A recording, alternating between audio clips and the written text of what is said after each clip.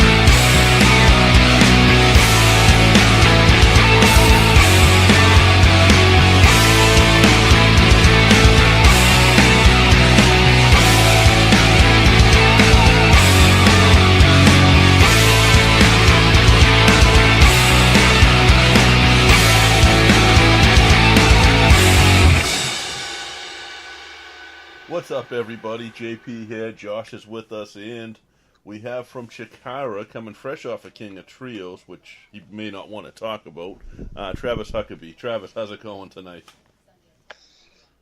It was all right until you brought that up. Listen, you guys, I mean, it's going to be something for... Because you've only been wrestling for, what, 2 years? Less than that, even. I mean, yeah, you started off as a referee and started wrestling after you screwed over Max Smashmaster, which he deserved. Straight down the middle. But it's going to be something to be in that tournament. Like, I'm from Boston.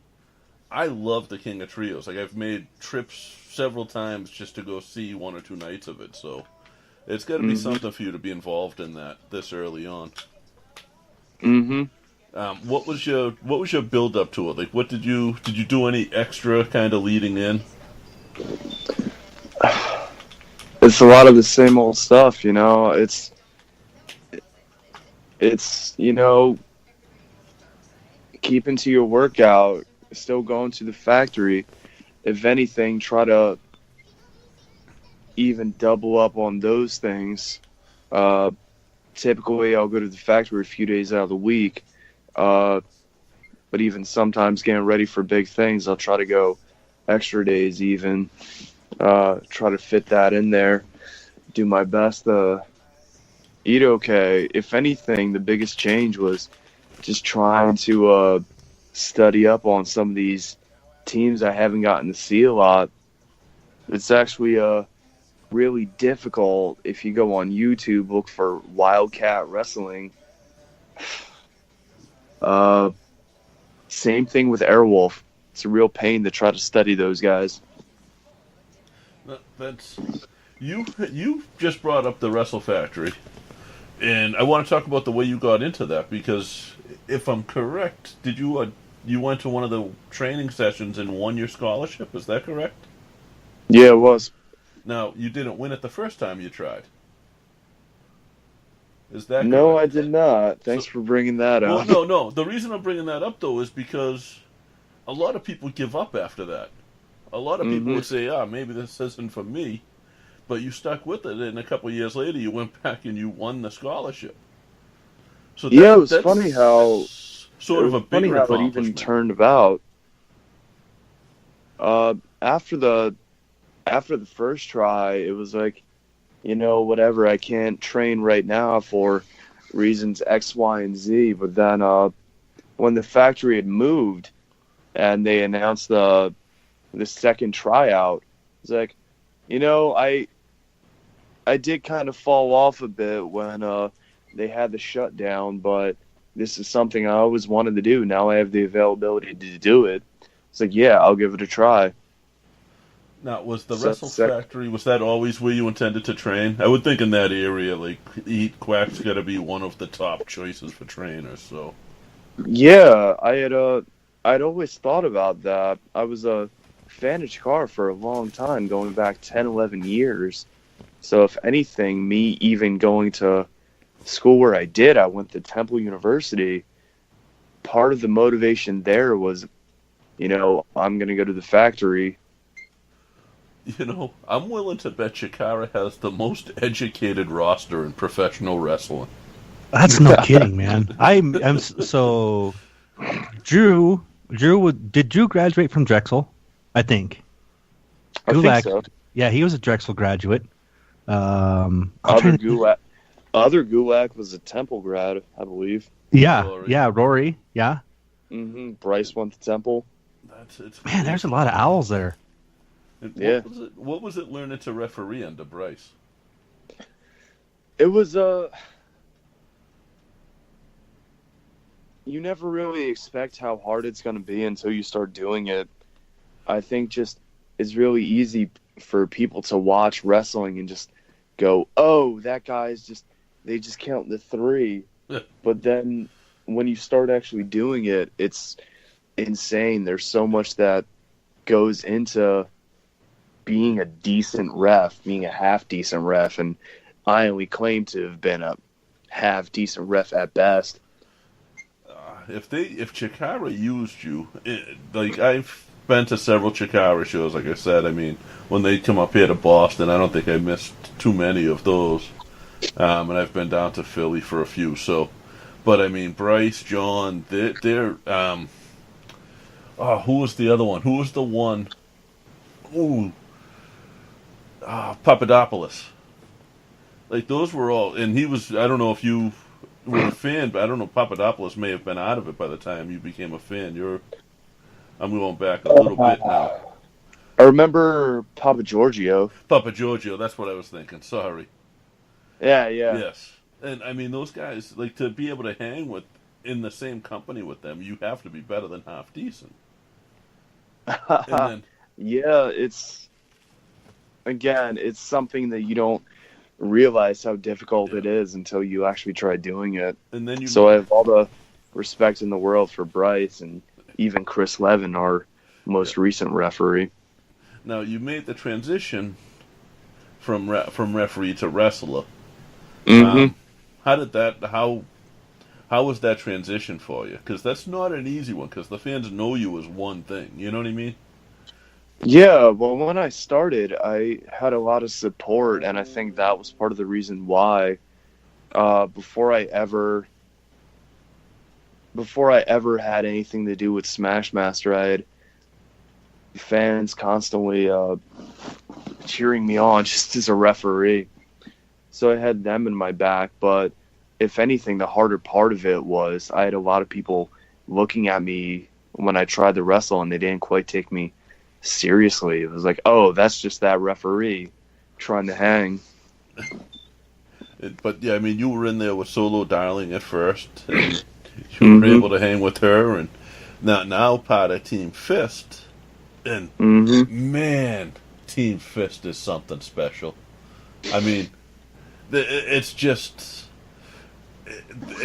that's got to be amazing. Like, I'm a mark for Fist. I am. It's in every way possible. And how did that come about when you found out you were going to join them? I mean, I know Icarus is probably the only original member right now, but Icarus is Chikara, so he really is. It's one of those things that I'll make a comment to people, and even as I say it, it sounds so strange to me. You know, on night 2 of King of Trios, I was in Team Fist versus the Colony. So being able to say that sentence after all those years of fandom is still a little unreal to me. You stretched out a little bit of Colony at one point or another, I believe, if I saw the pictures right, with Sugar? Sorry, say that again? You stretched out a few members of Colony with Sugar during that match, I believe, if I saw the pictures correct.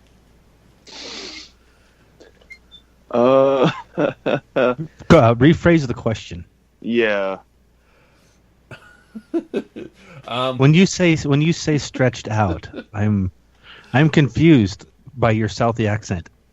You almost had the match won with Sugar at one point or another, I believe. Yeah.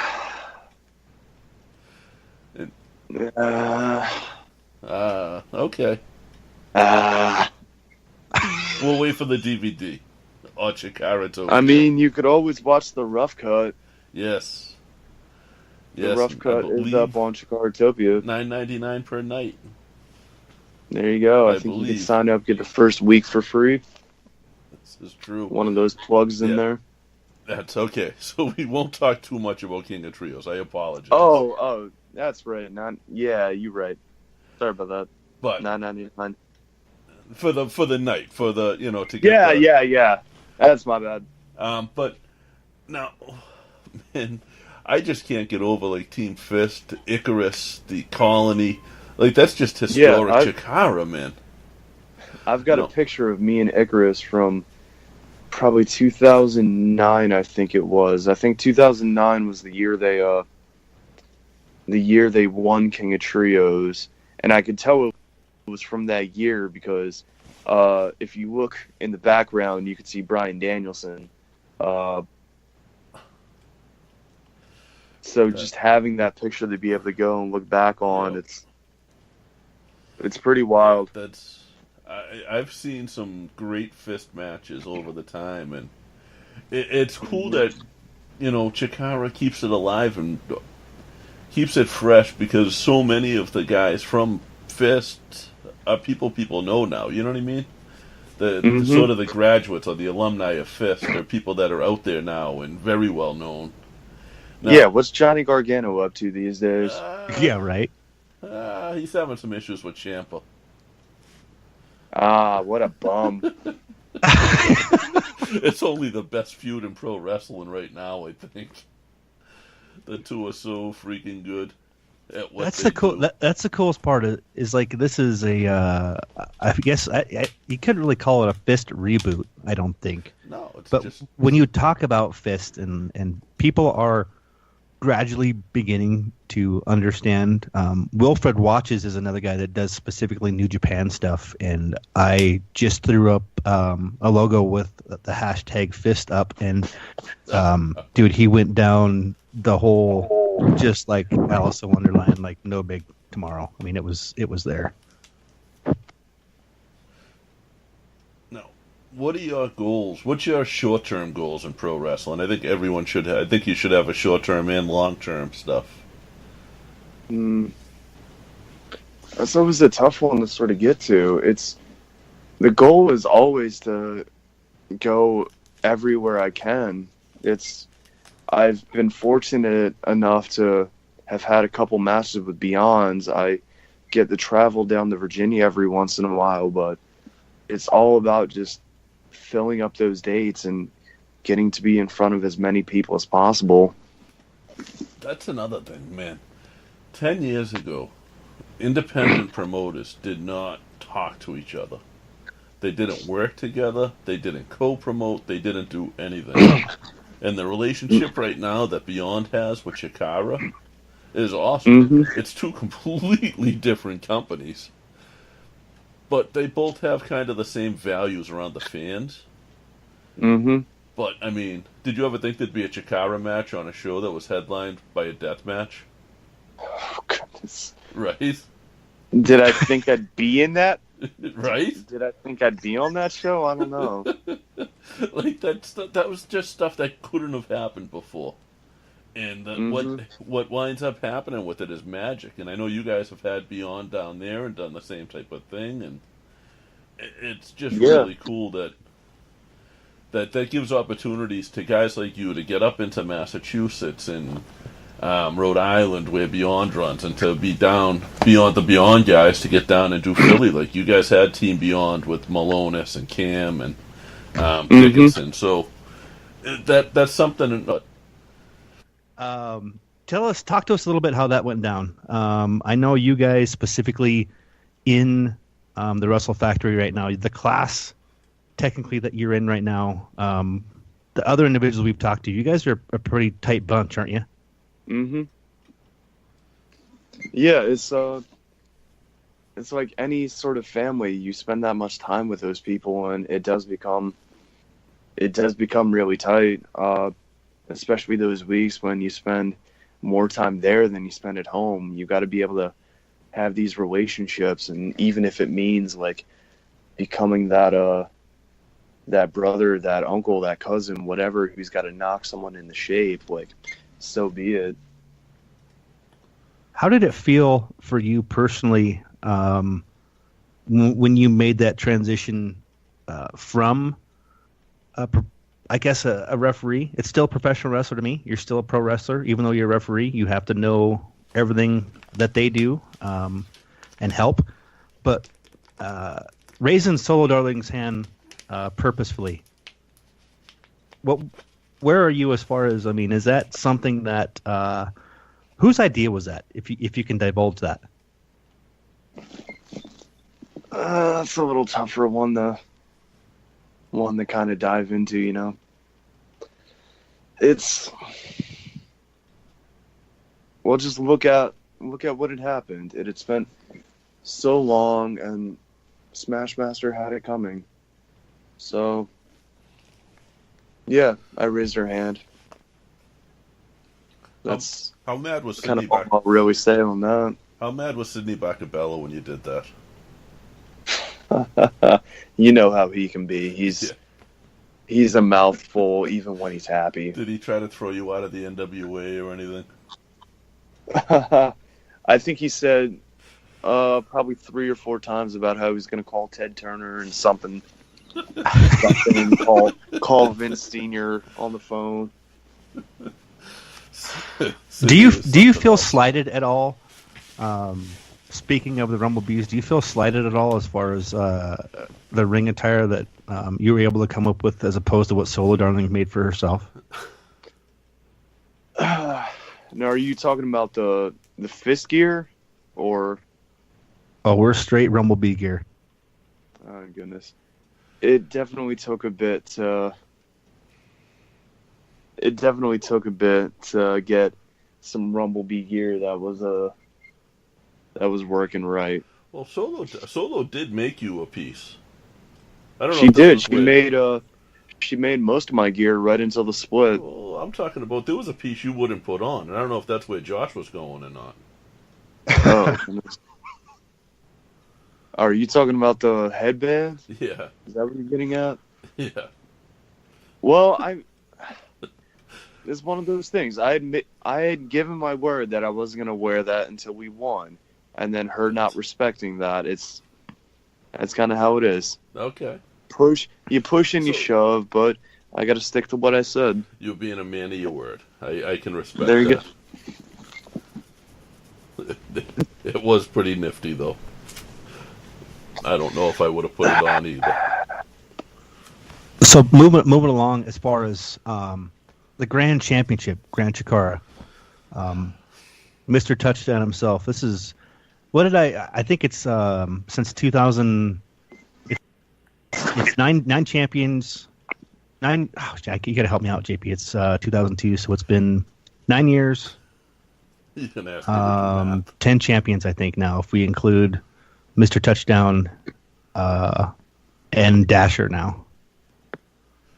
I'll have to check that math, but just kind of your take on it, Travis. Do you think it's pretty... I mean, this is something that's new for me. Chikara is the grand champion. It's one of those things that it's a prestigious belt to me, because it's one that people carry for a long time. You have to earn the right to even challenge for it by winning 3 consecutive matches. Yep. And now that we've got... I mean, Mark Angelosetti works his ass off, and something terrible like this happens. Dasher is right there. Is there... I don't know if you can give personally your perspective on it, and then maybe if you guys have talked about in the locker room what it kind of means to have Dasher as your guys' grand champion now. Personally, I'm trying to think of the simplest way to put this to words. I'm not a fan of how this turned out. I can respect Touchdown. He had earned that belt. He had earned the title, but to be able to just pass it off to someone else who... This has been a sort of injustice that's been going on for a while. You know, they keep giving certain people these things that who haven't earned it. Dasher has lost time and time again for the grand championship. But what do? They hand him the title. It's just like with the Young Lions Cub. They kept giving these matches, kept giving these opportunities to people who didn't do anything to earn it. Meanwhile, I sat on the side just like, hey, where's my shot? Oh, you've got something coming. Cool, I'm going to trust you. But then, sure enough, all this time goes by and nothing. So for them to just... I feel like I keep circling back on my words, but for them to just hand this to Dasher, who's lost, meanwhile, I never got my opportunity. I don't even think anyone has 3 points, let alone 4, and they give it to him. I'm offended. No. Do you think it should be... I mean, are you saying that you personally believe that it should be you? I personally believe I should have been in the running. I don't know. Who else would you have given it to? Juan Francisco, who lost? What, you want to have a big tournament to decide who would have won it. If anything, the next shot should have been mine. Well, I don't either way. I don't feel either way. I just think that it's one of those things that happens in professional wrestling. And I can't disagree that you specifically could possibly be on that short list. A tournament, maybe. I don't know. I just think it's one of those things where you guys specifically in Chikara have to work extremely hard to even get an opportunity to win that belt. So that's really where the basis comes from, and that's where I wanted to get to. And I think you explained it eloquently that you don't feel it's right that Dasher just got handed the belt, correct? Yeah. Perfect. Now, JP? Man, the timing on this whole thing, too, with, Thursday, tomorrow. Well, we're filming this on Wednesday, by the way. It's Meat Wednesday. Shout out to the Meat Boys going live tonight, but we're recording. It's Wednesday. But tomorrow, Thursday night, starts the start of the NFL. So Mr. Touchdown going out this week, that's just, the timing on that is so far off. And then handing it off to somebody, I don't know. I would have maybe taken the guys with a couple of points and put them in a match, maybe not had a whole... See, that's the thing with Chikara is you wouldn't have needed a tournament because you already have this point system in place. So Yes. You take the And top again, few points I'm and you at give the them. very front of that list. Correct. You have you're four. Are you at 4 consecutive wins right now? Yeah, I had my first one against Blanche Babish, and then I won 3 consecutive wins all in one day, the Johnny Kidd Invitational. And the kid. Oh, so we're going back to Johnny Kidd. Okay. So now, I would have put the guys that had the most points into a match, and had that be the interim if it was me. But I mean, it was Bryce's call on that. I don't think the call was wrong. I think Dashes will be a good champion. I think you should see it as an opportunity to take on somebody who's lost a few matches, though. It's not a matter of what would be the better opportunity. It's a matter of what is right and what is wrong. Like I said earlier with the Young Lions Cup, you've got people like Green Ann and Thief Ann who were thrown into challenges up in New England at Beyond who had no right to be there. Meanwhile, ever since the first tournament that I was in, I've yet to get an opportunity. Yeah, no doubt defense definitely stolen a few of the opportunities away from other people, but... I see what you did there. You like that? I thought that was going to be smooth and just be like an easy transition. Are you, this is going to be a rhetorical question, Farley. But is there any part of you that may be proud of the Colony winning the King of Trios?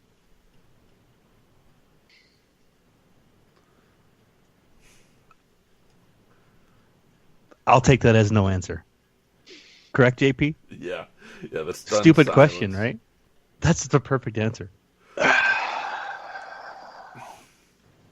There wasn't a team in the King of Trios, though, that didn't deserve to win King of Trios.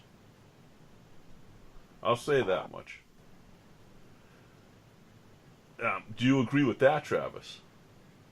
I'm not saying they deserved it more than you or you didn't deserve it more. I'm saying that they all kind of deserve their spots at some point. How did those guys take the win from those tiny Japanese girls? That is a tragedy. How could they do that from them? You guys didn't get to see the tiny Japanese girls, but I don't know. They come so far, and then they look so sad at the end of it. There was a lot of... I mean, that $9.99 that you would pay... I think it's... The $9.99 you would pay for any night of King of Trios on Chikaratopia. You're going to get to see people from Australia. You're going to get to see... You could see Japan. Australia, Japan, Spain. Not to mention the Nexus. Yeah, the Nexus Alliance, former. Oh. What was it? Michael Tarver, PJ Black, and Fred. Yes. I want to call Fred Rosser. Yes. There we go. I wanted to say 3 different names for him because Yeah, the old stuff. The coolest thing was that I think all three of those, once they got home, tweeted out a big thanks to Chikara specifically into the Chikarmy, just saying thanks and how much they really, really enjoyed it. And I think that's the thing that we want to get across the most when we have the opportunity to have people on here like Travis, is that this is where we get the real thing, man. We have the opportunity to get the real thing. And I'm going to ask the questions about the colony. I'm going to ask the questions about the belts. I'm going to ask that stuff because there is so much rich history in Chikara that people have no idea exists. And we get a chance to sit here with a member of Fist, maybe 2.0. I don't know. No, it's Fist. It's absolutely Fist. It's just a new evolutionized Fist, but it's Fist. Yeah, 2.0 was Scott Parker and oh man, I'm blanking out on the name. Jagged Parker and shoot, what's his name? I'm gonna be so mad if I can't. Grant Akuma. No, I'm thinking of 3.0. They were originally 2.0. What is his name? It'll come to me. I don't remember the 2.0. Now, without giving away too much of your game plan, do you plan on going right after the title? Well, this would certainly be a time to capitalize on that, now wouldn't it? And where they're calling it an interim, now I'm assuming that it's sort of like the UFC where once Mr. Touchdown comes back, he would get the shot at whoever has it. You would think so.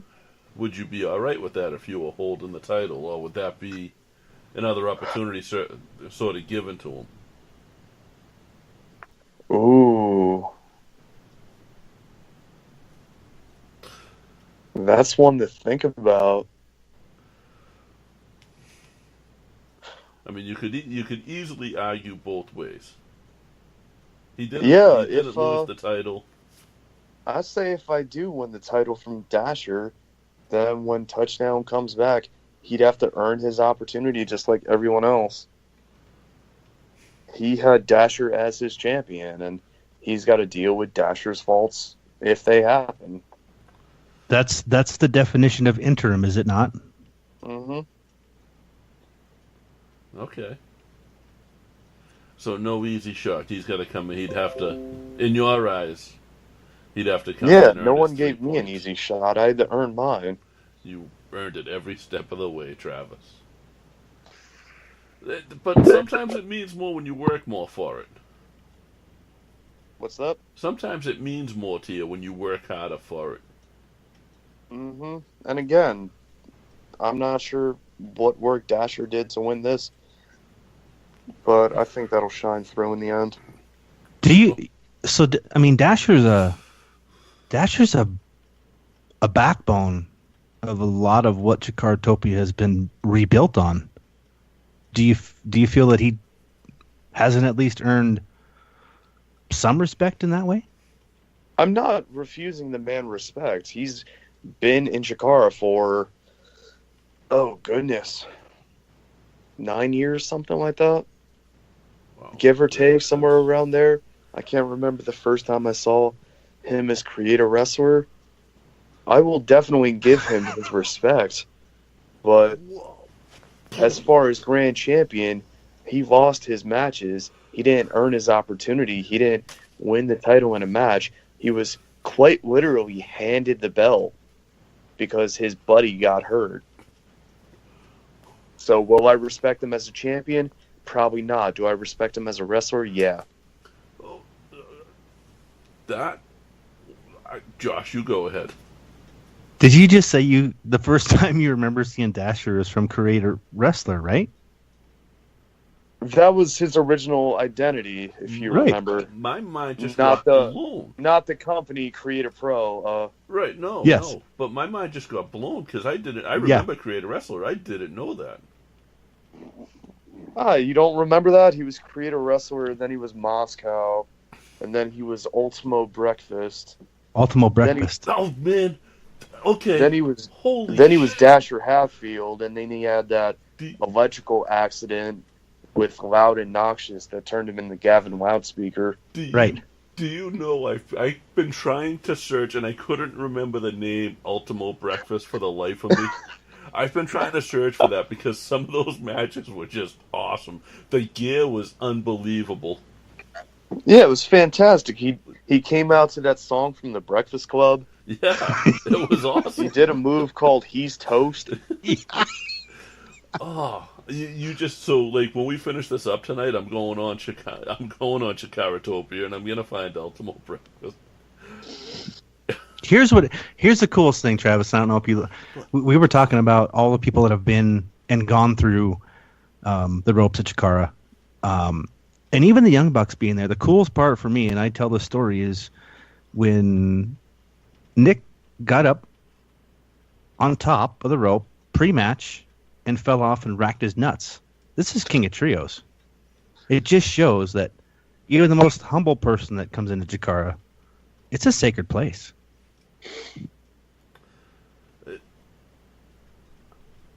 I don't think good way of putting it. Yeah, I don't think there's anyone in Chikara that hasn't appreciated it that I've seen. Or very few, I'll say. I think there's a bad tendency of some people who haven't been outside of the bubble much to, if anything, take it for granted. But that's the most I'll say on that. No? Yeah, no, we're not. We wouldn't be looking for anything other than that. That's not our style. Yeah, it's a lot of people who have come up in this system and they don't realize how sort of great it is sometimes. I mean, you got two of the best, between Drew Gulak and Quack in the school at one point or another, and many people. I still hear from Gulak. I still hear from Gulak pretty regularly, and I'm fortunate for that. We talk about schools a lot on here because neither one of us have ever been in the wrestling business. I've been around it quite a bit, and I've seen a lot of trained and a lot of untrained people. And the right school is the difference, because somebody who's not well trained doesn't realize it if they're not in the right environment when they're training. I'm sorry, I just missed the last thing that you had said. There was something weird on my end. The difference in the schools, if you're not in the right environment, you don't realize you're not as well trained as you think you are.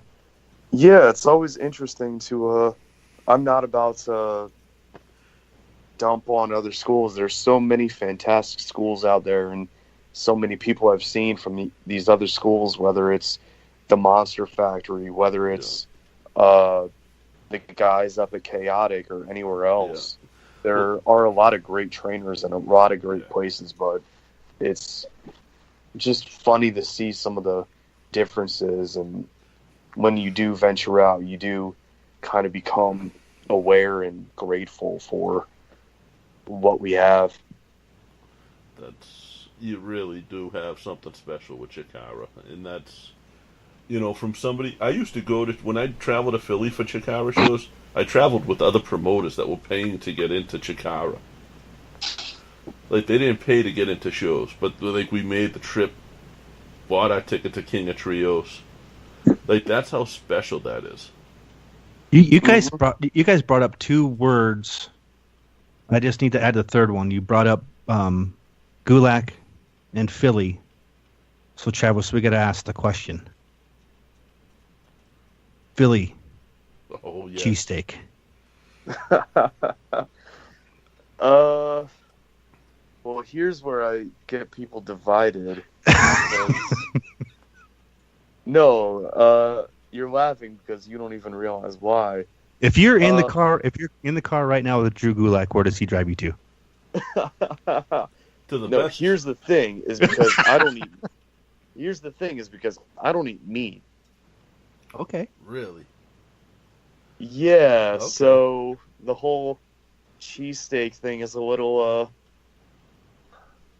What if it was just the cheese and the peppers? I actually, a few weeks ago, I actually got I went to Tony Luke's and got something like that. Like in what do they call that at Jimmy John's? And It's a fucking grilled cheese. no, no, it's fuck you. See, we gotta cut that out.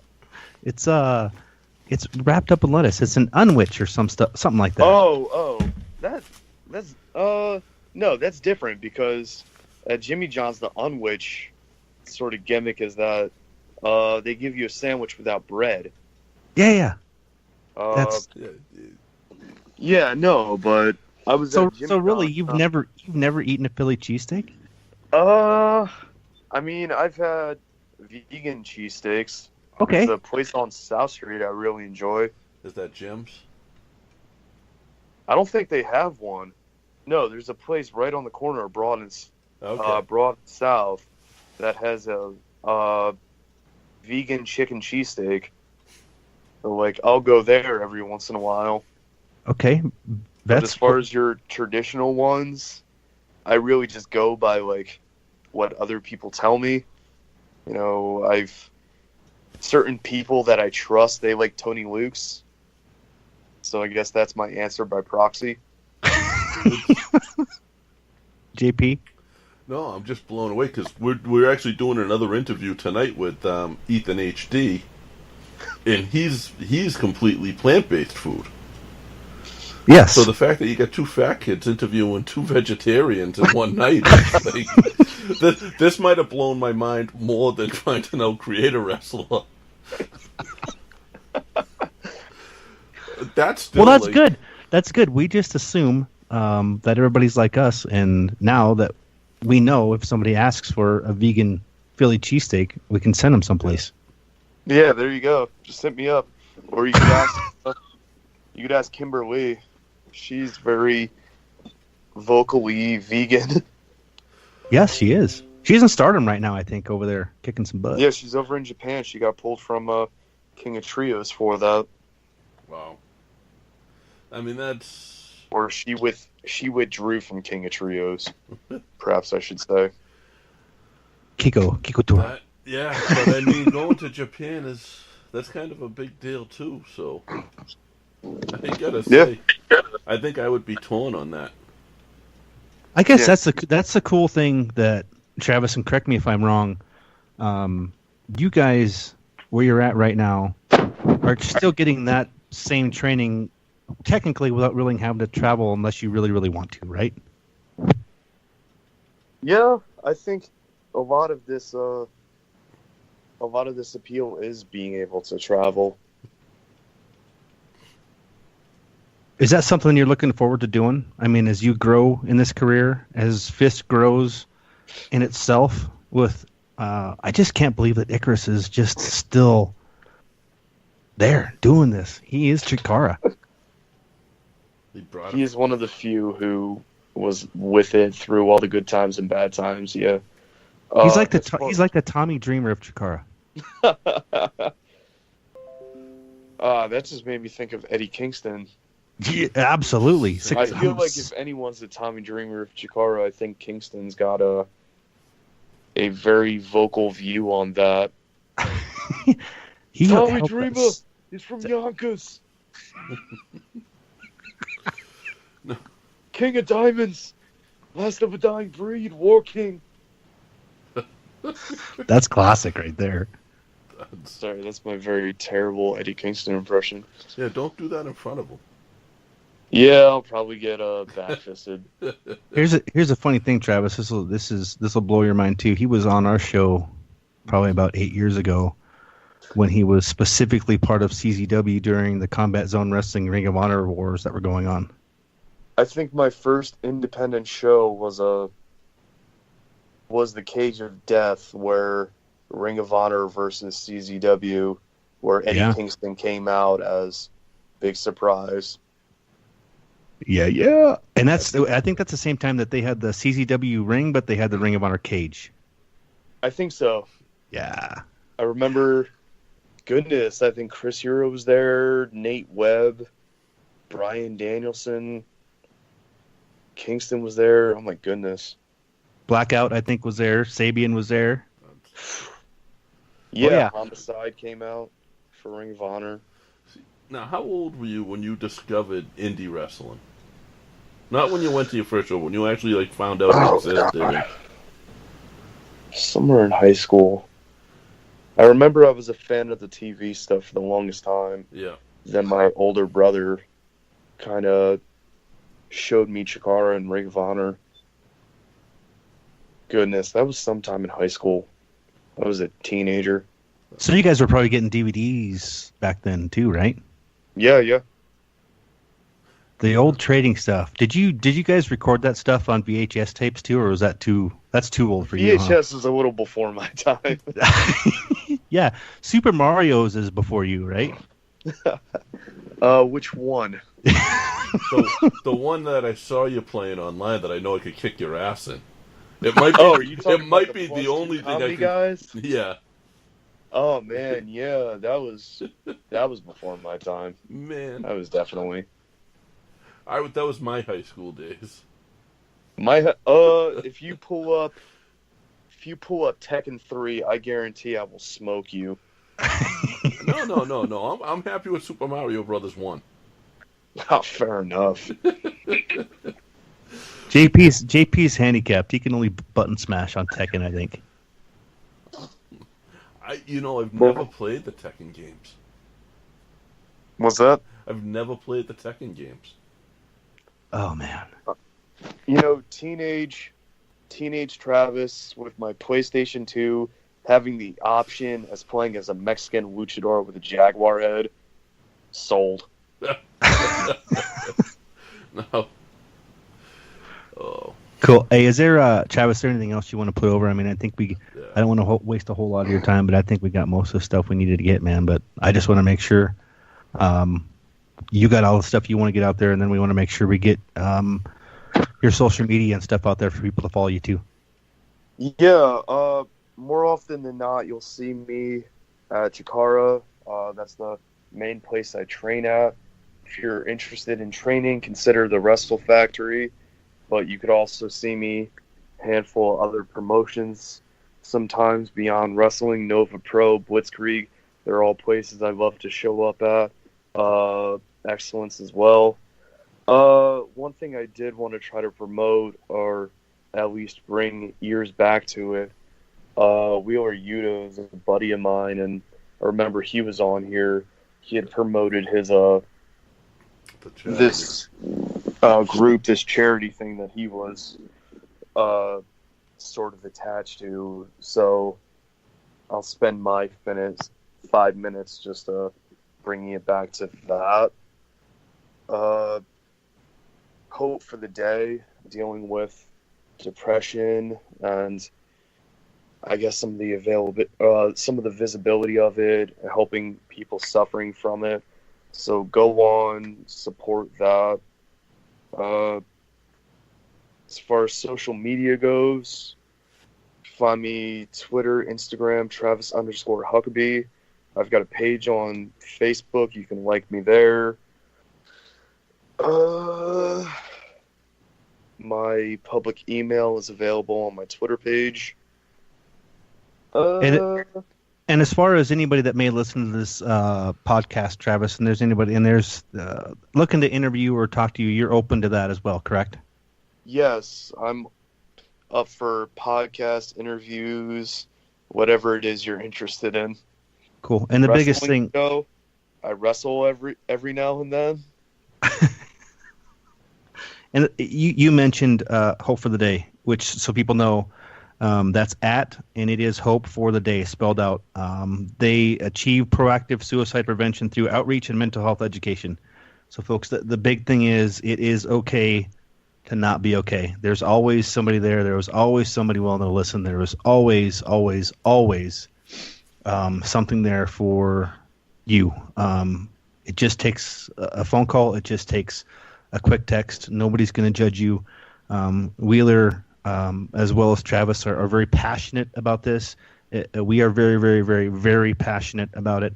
It's something we do not take lightly. It's something that affects more and more people in the United States daily than we realize. So, again, Travis, thanks for bringing that up. Again, that's at Hope for the Day. It's hftd.org. If you need help, guys, reach out. You put that so much more eloquently than I did. Thank you so much. Hey, brother, that's why we're here, man. I look forward to having you back here on the show, watching you maturate through chikartopia.com for $7.99 a month. The first week's free. Thank you very much. You bet, man. It's been an honor.